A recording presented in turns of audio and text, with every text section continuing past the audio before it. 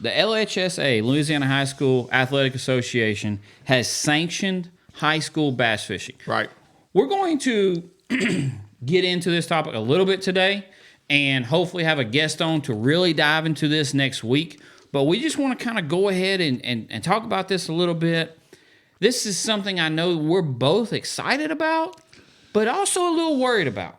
And you've dove into this a little bit more than I have, so I'll let you kind of start it off here. But Steve, I don't know which way I go on this. This has me worried. I have a lot of questions. I'll put it that way. Like I said, you're in the industry, Kevin. You live in it. You work in it every day, and we both know when it comes to bass fishing, a lot of times young men have the opportunity to win money at events. And when they do that, they become, quote, professional. Right. And can disqualify themselves Correct. from other possible sports. Yeah, and that's one of the main questions we have. So I know when I was high school basketball, when we was playing high school basketball, we were not allowed to go play in a church 3-on-3 tournament or anything that was going to have prizes or money. Right. So are these kids going to be able to fish the McDonald's, the Bass Champs, so on and so forth, where they can win money?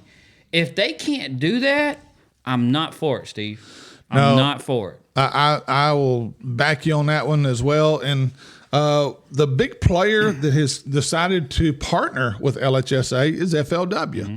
And real quick, I'll just kind of give you here's a press release. The Student Angler Federation, or the SAF, Louisiana High School Athletics have partnered to introduce bass fishing as an official LHSAA sanctioned sport. If you're a high school angler in Louisiana or know a high school angler in Louisiana, this is your chance to make history in the inaugural LHSAA bass fishing regionals and state championship. Now, Kevin, coming up, matter of fact, the deadline entry to enter these was March the 7th, which was last Saturday, for Region 2 championship, and March 9th for March 14th, Regions 1, 3, and 4.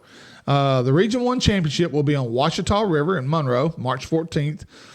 Region 2 championship is Toledo Bend out of Zwolle. Maybe at San Miguel, I would assume, if it's out of Zwolle, March the 7th.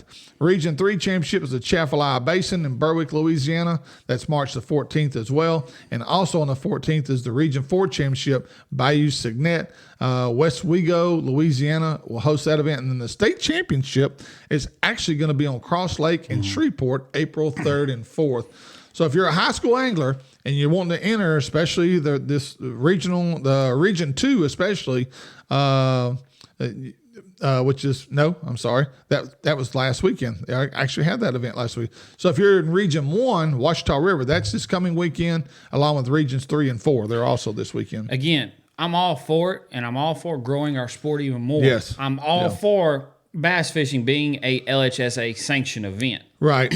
But they've got to understand bass fishing. There is a tournament every weekend that kids can be fishing, which I want them fishing in. Right. Oh, yeah. They can win money. You know, I was fishing tournaments at 10 years old. Right. You know, I wouldn't be where I am today if I didn't have that background. Right.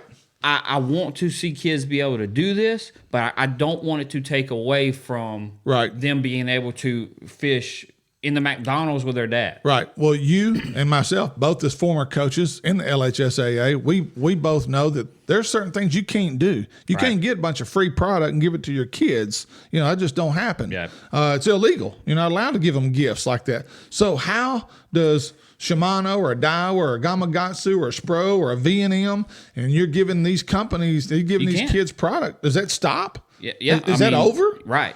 I mean, so the way a lot of these high school clubs work now is they go around to their local people and they pay them whatever to be sponsored on their jersey. Right.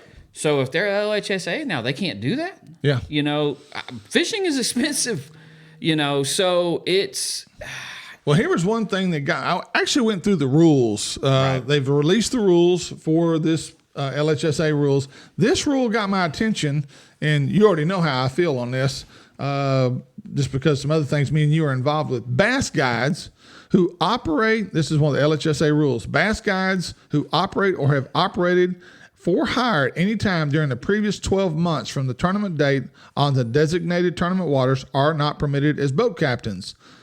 Now, here's where it contradicts itself. Unless they are the parent or the documented permanent legal guardian of one of the contestants on a boat in the event. Written proof of permanent legal guardianship to the satisfaction of the tournament director may be required. The use of a guide as defined above will result in disqualification. Okay, that to me, there should be no guides allowed, because you can't tell me that, so what, my son is fishing the fishing team and I'm a guide on Cane River and I know all the great spots. You can bet your dollar I'm going to probably try to put him on the best spots I can. That's just normal. That's just, and I think you got to take that away. You got to take that opportunity away from that guy.